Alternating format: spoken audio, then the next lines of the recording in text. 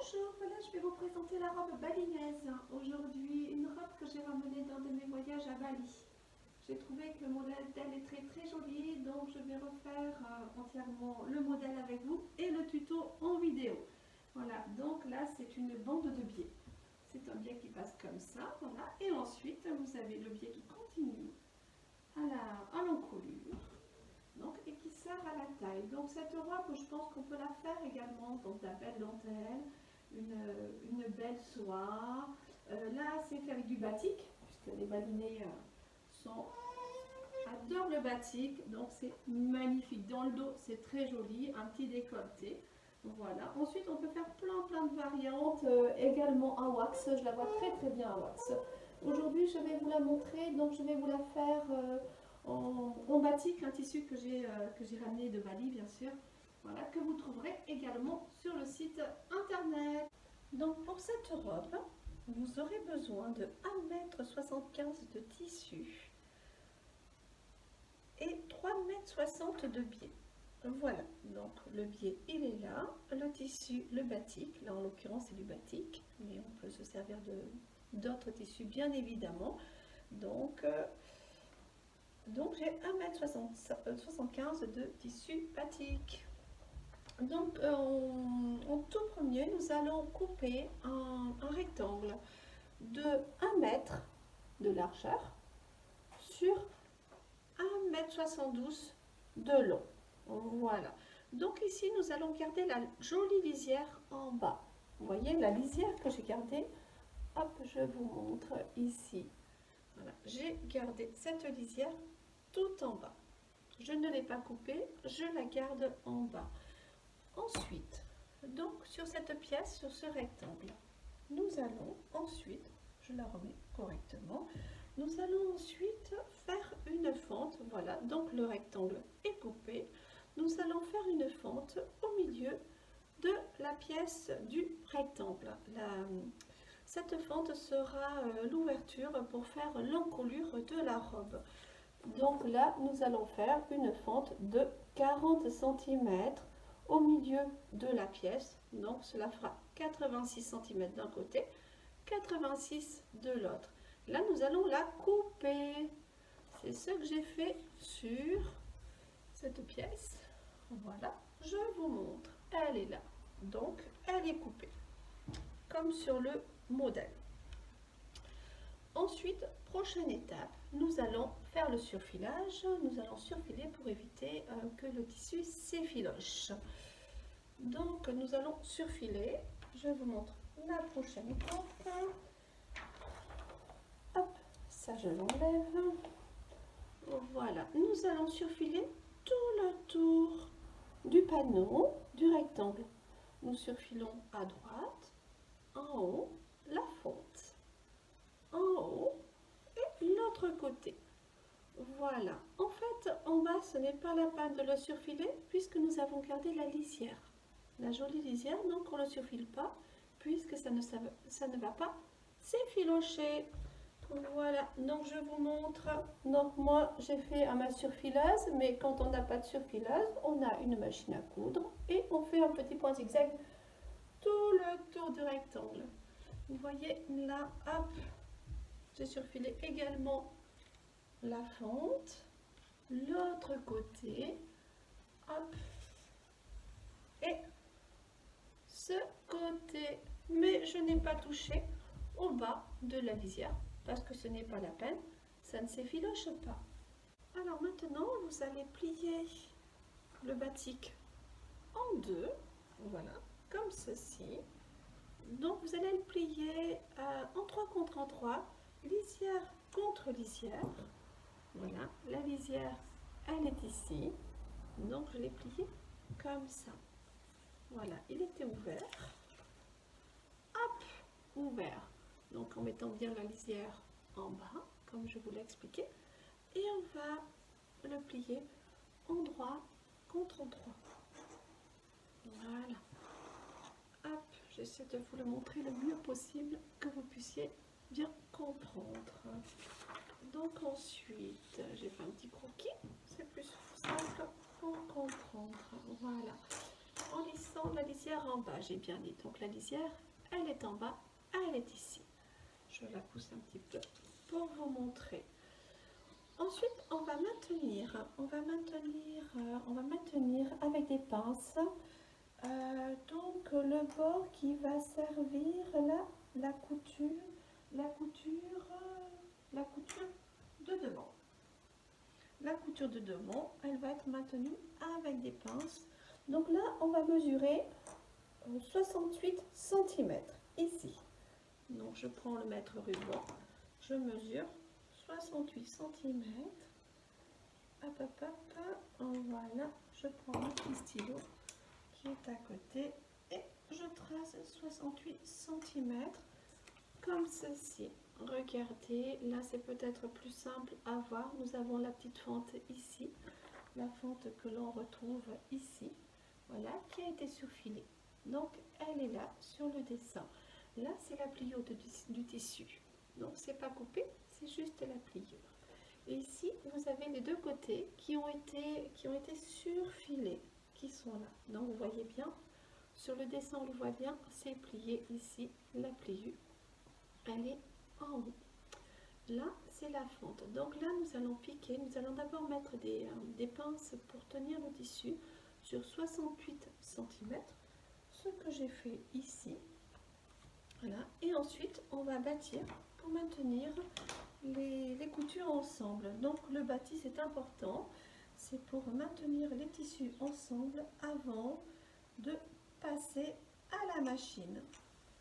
Voilà. Alors donc là j'ai piqué à la machine, voilà la couture, et je l'ai ouverte au fer, couture ouverte. Voilà, on le voit bien.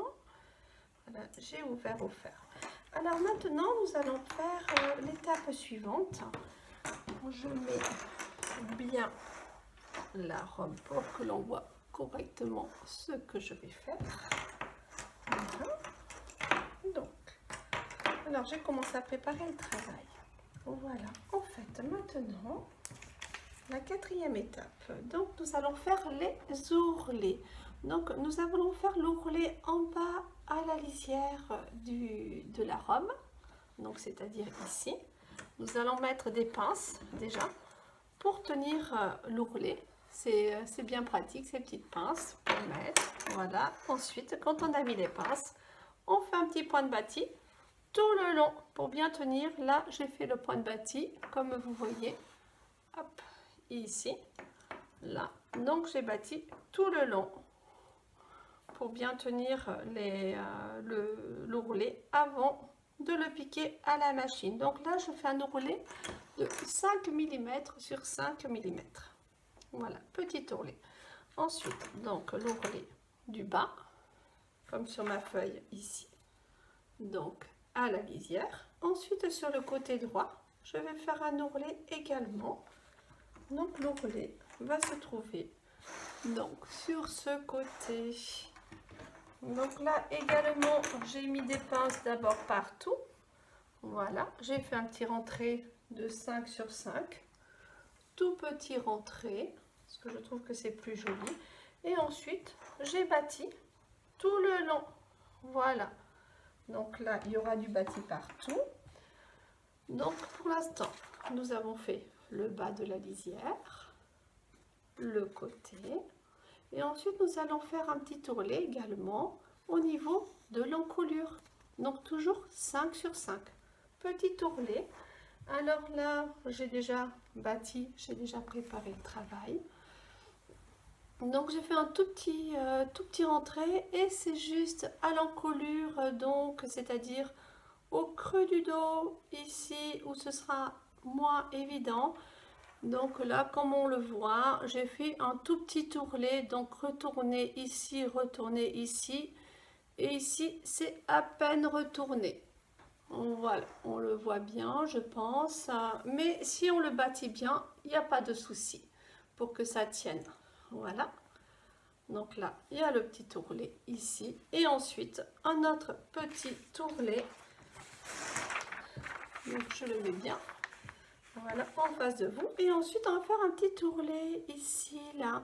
C'est-à-dire qu'on va partir de l'encolure, on va tracer on va mesurer 13,5 de l'encolure une fois que l'ourlet est fait. 13,5 et nous allons faire un petit ourlet de 3,5 cm. Voilà, ici, une toute petite partie que je vais vous montrer. Et là, on va pas faire un petit ourlet retourné, on va faire un ourlet juste, voilà. Regardez ce que j'ai fait. J'ai bâti, donc la couture était ouverte ici, donc c'est la couture, la seule couture que l'on avait à piquer. Hop, et là j'avais mis des pinces et j'ai bâti sur 3,5 cm, 3 cm et demi, tout selon ici et ici. Voilà, donc ensuite on va passer à la machine. Je vais aller piquer tous ces ourlets. Alors nous avons bientôt fini cette robe, donc maintenant nous allons prendre le biais, voilà, et nous allons le couper en deux. Donc je mets les deux extrémités du biais ensemble, je tire pour prendre la moitié du biais, donc pour faire les deux lits. Voilà, on coupe. Ensuite on va tracer un trait à 68 cm. Voilà, donc là j'ai fait un petit croquis. Donc là, on va mesurer 70 cm de biais. Donc je prends juste un biais. Je vais prendre mon stylo qui s'efface, qui s'efface, qui s'efface, qui s'efface à l'air. Le rose, donc le rose ou le violet. Voilà, je les ai aussi également en vente sur mon site internet.